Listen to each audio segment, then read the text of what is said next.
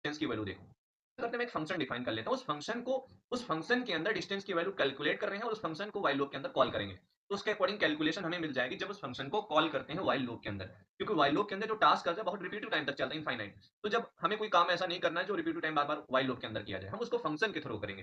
तो थोड़ा-सा कोड आसान हो जाता है।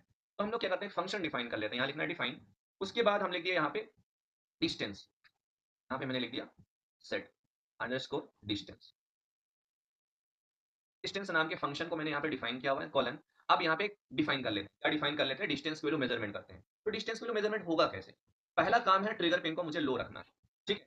ट्रिगर पिन को हम लोग क्या कर देते हैं यहाँ पे लो कर देते हैं। तो लो करने के लिए यहाँ पे देखिए, यहाँ पे हमें क्या लिखना पड़ेगा, जो हमारा ट्रिग पिन है डॉट लो, ठीक है? इस फंक्शन के थ्रू ट्रिगर पिन को लो करेंगे कितने टाइम तक? तो यहाँ पे स्लीप नाम के फंक्शन के अकॉर्डिंग मैंने लिखे 0.002 इतने सेकंड तक मैंने क्या किया, यहाँ पे एक जीरो लगाओ, उसके बाद देखते हैं। ठीक है? इतने अकॉर्डिंग ट्रिगर पिन को मैंने क्या किया, यहाँ पे लो कर दिया। उसके बाद अब ट्रिगर पिन को हाई करेंगे। यहाँ पे लिखना है ट्रिग डॉट हाई, ठीक है? कितने टाइम तक ट्रिगर पिन को हाई रखना है? 10 माइक्रो सेकंड तक, ठीक है? तो यहाँ पे 10 माइक्रो सेकंड तक पहले हाई किए, फिर स्लीप नाम के फंक्शन से 10 माइक्रो सेकंड का डिले लगा देते हैं, 0.1 2 3 4 5, ठीक है? तो 10 माइक्रो सेकंड का हमने यहाँ पे क्या कर दिया, डिले लगा दिया। उसके बाद ट्रिग पिन को हम लोग क्या कर देंगे, लो कर देंगे, ठीक है? इस फंक्शन के थ्रू हमारा क्या होगा, ट्रिग पिन लो हो जाएगा। सेम आर्डिनो की तरह ही कोड हम लोग बना रहे हैं। तो 10 माइक्रो सेकंड का पल्स के अकॉर्डिंग यहाँ देखो, ट्रिग को हाई किया, 10 माइक्रो सेकंड तक डिले किया, ट्रिग को लो कर दिया। इतने लाइन ऑफ कोड से क्या होगा, 10 माइक्रो सेकंड का पल्स बनेगा जो ट्रिग पिन पे जाएगा। उसके बाद अब हमें क्या करना है, कैलकुलेशन करना है।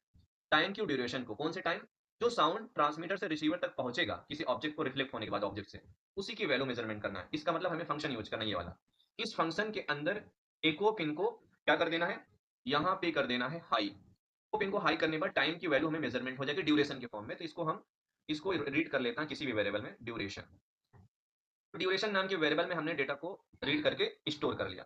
ठीक है? अब ध्यान से देखिए हमारा काम क्या है। कैलकुलेट कर लेते हैं डिस्टेंस की वैल्यू। तो डिस्टेंस की वैल्यू निकालने के लिए जो हमारा ड्यूरेशन नाम का वेरिएबल है, ठीक है? इसको हमें मल्टीप्लाई करना है साउंड की स्पीड से।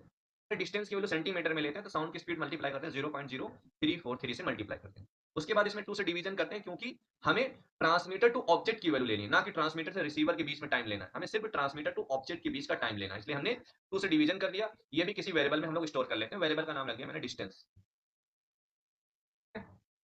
तो वेरिएबल्स का नाम रख दिया डिस्टेंस। इस वेरिएबल में हमारे डिस्टेंस की वैल्यू स्टोर हो जाएगी।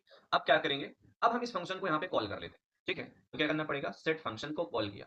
जैसे इस फंक्शन को यहाँ पे कॉल करेंगे ब्रैकेट लगा के, देखो व्हाइल लूप के अंदर इस फंक्शन को आप कॉल करेंगे, कैलकुलेशन यहाँ तक होगी, डिस्टेंस की वैल्यू यहाँ पे हो जाएगी, बट डिस्टेंस की वैल्यू आएगी नहीं जब तक इसको हम रिटर्न में ना कर लें। इसको हम रिटर्न ले लेते हैं, ठीक है? जो भी वैल्यू मिल रही है, इसकी वैल्यू लेनी रिटर्न में, डिस्टेंस की। Return distance,